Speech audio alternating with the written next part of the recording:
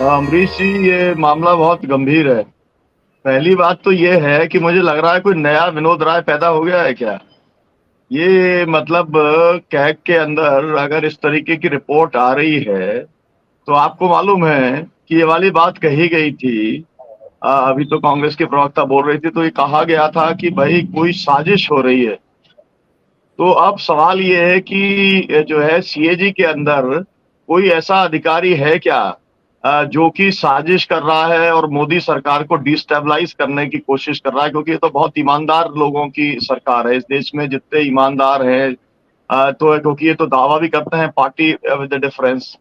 खैर मैं यहाँ पर एक सम्मेलन में आया था और वह मुल्ताई में सम्मेलन हुआ, संयुक्त किसान मोर्चे का प्रांतीय सम्मेलन था। और उसमें ये जो घोटाला हुआ है, इस घोटाले के अंदर जो नेता और जो अफसर शामिल हैं उनकी गिरफ्तारी की मांग की गई है।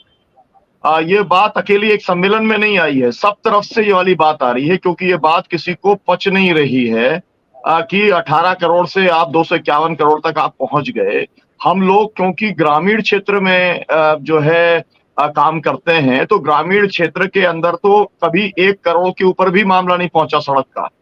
और हम लोगों ने यहाँ पर जो किया तो मतलब 10-10 लाख के अंदर जो है 1-1 किलोमीटर सड़क बनाने का काम ग्रामीण क्षेत्र के अंदर जो है जो यहाँ पर रूरल डेवलपमेंट डिपार्टमेंट है उसके द्वारा किया जाता है। और कुछ लाख के अंदर जो है वो किया जाता है अपना पीडब्ल्यूडी के द्वारा। अब ये मामला करोड़ों में, और वो भी 251 करोड़ में एक। तो ये एक अपने आप मतलब ये ऐसा है कि जैसे आप नैरेटिव की बात कर रहे थे, तो अपने आप नैरेटिव में कुछ कहने की जरूरत नहीं है। आदमी को जो ही आदमी टाइटल इसका पढ़ता है तमाम सारे अखबारों में जो छपा या वेबसाइट्स में छपा, ये अपने आप वायरल क्यों हो गया? क्योंकि लोगों को लगा कि भाई ये तो मतलब इन्होंने कमाल कर दिया, मतलब कुछ भी कर सकते हैं, तो मोदी है तो मुमकिन है। मतलब ये है कि मोदी है तो 18 करोड़ की सड़क जो है 251 करोड़ के अंदर भी बन सकती है, वो मुमकिन है।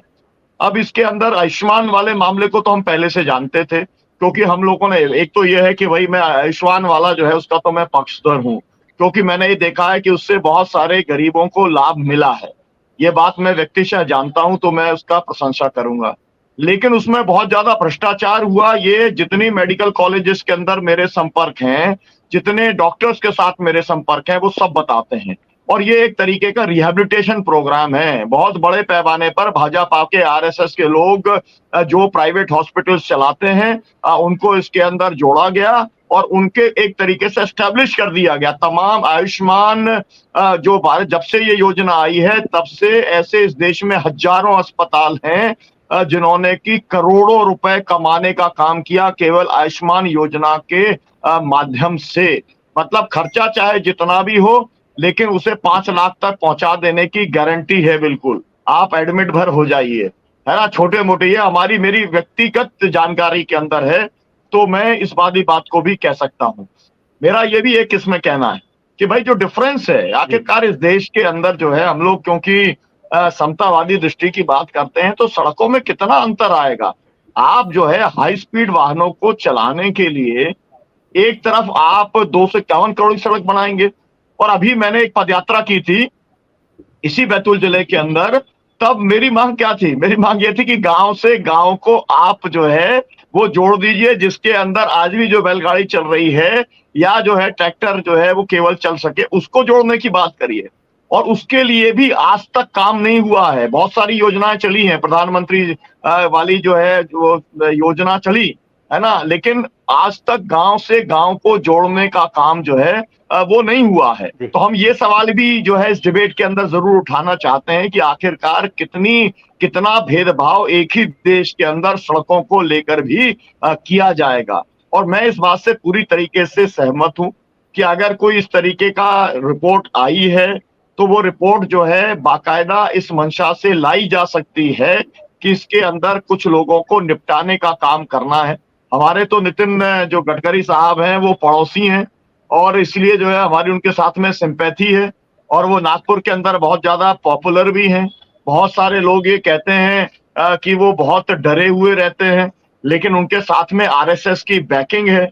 और हमारे को तो अभी मेरी मुलाकात एक भाजपा के बहुत शीर्षस्थ नेता से हुई। उसने मेरे से कहा कि डॉक्टर सुनीलम आप बहुत गलत फहमी में हो, जिस दिन आरएसएस निगाह पलटेगी उस दिन मोदी जी जो है वो मार्गदर्शक मंडल में चले जाएंगे और नितिन गडकरी जो है वो सीधे नंबर 1 के ऊपर पहुंचेंगे।